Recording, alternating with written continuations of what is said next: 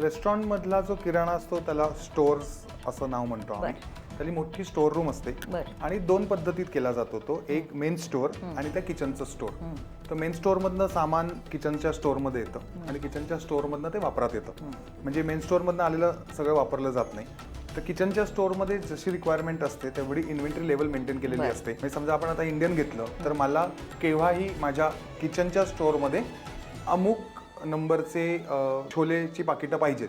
तर त्या पद्धतीने ती इन्व्हेंटरी मेंटेन केली जाते आणि त्याच्यातून ते वापरलं जातं. बरोबर. फक्त सायक्लिक मेन्यू मध्ये जे असतं ते त्याचा फक्त बदल करायला लागतो. नाही की छोले संपलेत आता उद्या छोले नाही होऊ शकत, उद्या राजमा करायचा आहे असं नाही. ठराविक म्हणजे आमच्याकडे लिस्ट असते, आमची एक वही असते ज्याच्यात दुपारी 3 वाजता प्रत्येक डिपार्टमेंटचा शेफ, ज्या किचनचा शेफ असतो तो त्या स्टोअर मध्ये जातो आणि आपली रिक्वायरमेंट लिहितो मेन्यूनुसार आणि रिक्वायरमेंटनुसार.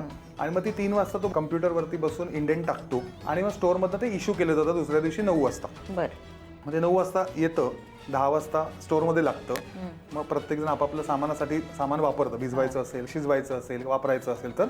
आणि मग परत 3 वाजता ते सगळं वापरलेलं असतं सामान, तेव्हा परत इन्व्हेंटरी घेतली जाते. एका किचनच्या स्टोअरमध्ये जवळजवळ 450 आयटम असतात, म्हणजे ड्राय स्वरूपातले. अशा पद्धतीने भरपूर इन्व्हेंटरी मेंटेन होते.